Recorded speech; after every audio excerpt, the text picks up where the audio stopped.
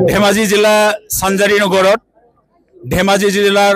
সহযোগত সংযুক্ত বড়ো গণমঞ্চ কেন্দ্ৰীয় সমিতি ইউনাইটেড বড়ো পিপলছ অৰ্গেনাইজেশ্যনৰ এটা গণউৎসৱৰ এটা কাৰ্যসূচী লোৱা হৈছে যেহেতু দীঘলীয়া এটা আন্দোলনৰ ফলশ্ৰুতিত তিনিখনকৈ চুক্তি হ'ল তৃতীয় বড়ো শান্তি চুক্তিৰ আধাৰত যেহেতু 2020 চনৰ 27 জানুৱাৰী তাৰিখ এটা চুক্তি হৈছিলে সেই চুক্তিৰ যেহেতু আমিও অন্যতম এটা স্বাক্ষৰকাৰী সংগঠন নিখিল বড়ো ছাত্ৰ সন্থা আৰু এনডিবি 4টা গোটৰ লগত এই চুক্তিৰ আধাৰত আমি বিটিচিৰ বাহিৰত যেটো বড়োসকলৰ আৰ্থ সামাজিক শৈক্ষিক বা আমাৰ সামাজিক তথা আমাৰ আত্মপৰিচয়ৰ কাৰণে আমাৰ ভৱিষ্যত সুৰক্ষিত কৰিবৰ কাৰণে যেটো Bodo Kachari welfare autonomous council দিয়া হৈছিলে হেতু আজিলৈকে পূৰ্ণাংগ হোৱা নাই ইয়াৰ গাঁও চিনাক্তকৰণ সম্পূৰ্ণ হোৱা নাই ইয়াৰ সমষ্টি নিৰ্ধাৰণ হোৱা নাই ইয়াক নিৰ্বাচনলৈ অনুষ্ঠিত কৰা নাই ইয়াৰ প্ৰতিবাদত আৰু কাৰ্বি আংলং জিলাত বহবাস কৰা বড়োসকলৰ দুটা চুক্তিত স্থান পালে বিএসসি চুক্তি আৰু বিটিসি চুক্তিত সেই বড়োসকল আজিলৈকে পাহাৰীয়া জনজাতি হিচাপে মৰ্যাদা পোৱা নাই ইয়াৰ দাবীত আৰু ইয়াৰ লগতে বড়োসকলৰ যেটো শিক্ষাৰ সমস্যা যেটো বড়ো মাধ্যমৰ সমস্যা এই সমস্যাসমূহ যথেষ্ট আছে 6.3 মতে এতিয়ালৈকে আমাৰ বিশেষ ৰেহাই দি হলেও যি বিদ্যালয়সমূহ প্ৰাধিকৰণ কৰিব লাগিছিল এটা আজিলৈকে কৰা নাই আৰু ইয়াৰ বাদেও যেটো বিটিচিৰ পৰা ইয়াত যথেষ্ট সংখ্যক শিক্ষক আহে বড়ো মাধ্যমৰ তেওঁলোকে পুনৰ গুচি যায় তাৰ পিছত আমাৰ শিক্ষক কমে ইয়াৰ কাৰণে আমাৰ ইয়াতে বিকেডব্লিউসি এৰিয়াতে যেটো টেট পাস হৈ থকা যিমান নেকি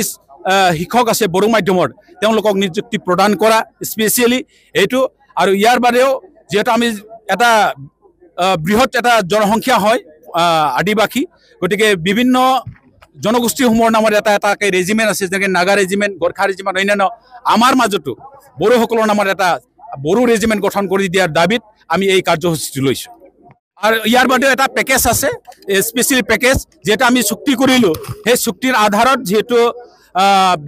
বিটিআৰত যেহেতু 1500 কোটি দিয়া হল কিন্তু আমিও স্বাক্ষৰকাৰী সংগঠন কিন্তু আমাক অলপ মাহি আহিৰে চকুৰ চালে আমাক এটা ঘূৰ অন্যায় কৰা হল বুলি আমি কৈছো গতিকে আমিও আজি ডিমান্ড দিছো যে আমাকো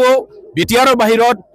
বহবাস কৰা বড়োসকলৰ সৰ্বাংগীন উন্নয়নৰ কাৰণে আমাকো এটা স্পেশাল পেকেজ লাগে আৰু বড়ো কছাৰী ৱেলফেয়াৰ অট'নমাছ কাউন্সিলৰ পুঁজি যেটো হিমিত আৰু হেতু আজিৰ তাৰিখত মই ক'ব লাগিব যে অসমৰ ভিতৰতে সৰ্ববৃহৎ এটা Bodo Kachari welfare autonomous council এই ধুবুৰীৰ পৰা আৰম্ভ কৰি পেলাই হৰিয়ালৈকে হিচৰিত হৈ আছে আৰু বৰাকভেলীত থকা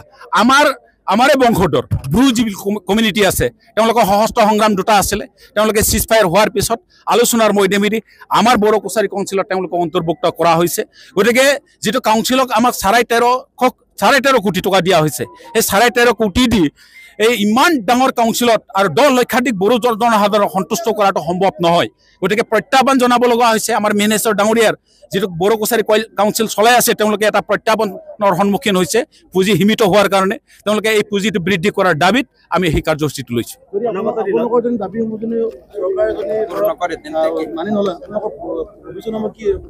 মই আজি ভাষণ প্ৰসংগতে কৈছো যে যেহেতু চৰকাৰে এই দাবী মানি নলয় দাবী মানি নলোৱালৈকে এই আমাৰ যেটো সংগ্ৰাম আজিৰ পৰা অব্যাহত থাকিব এই অকল ইয়াতে সীমিত নহয় আমি অসমৰ বিভিন্ন জিলাত আমি এই কাৰ্যসূচী লম আৰু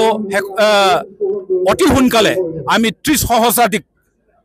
ৰাজ্যক লৈ পেলাই গুৱাহাটীত এটা ধৰ্ণা কাৰ্যসূচী লোৱাৰ এটা চিন্তা চৰ্চা কৰিছো আমাৰ এটা বিশ্বাস আছে যে ভাৰতবৰ্ষত যিমানেই গণতান্ত্ৰিকভাৱে যিবিলাক আন্দোলন কৰা হৈছে চৰকাৰে প্ৰতিটো আন্দোলনক সন্মানেৰে এটা মৰ্যাদা প্ৰদান কৰিছে গতিকে আমাৰো আশা আমাৰ এই আন্দোলনটো এটা সময়ত হয়তো সমাধান হ'ব বুলি আমাৰ বিশ্বাস আৰু সমাধান নোহোৱালৈকে এই সংগ্ৰাম অব্যাহত থাকিব আপুনি বিচৰা বাতৰি পাব কেৱল নিউজ 18 এপত নিউজ 18 এপ ডাউনলোড কৰিবলৈ স্ক্যান কৰক এই QR কোড গুগল প্লে ষ্টৰতো পাব এই নিউজ 18 এপ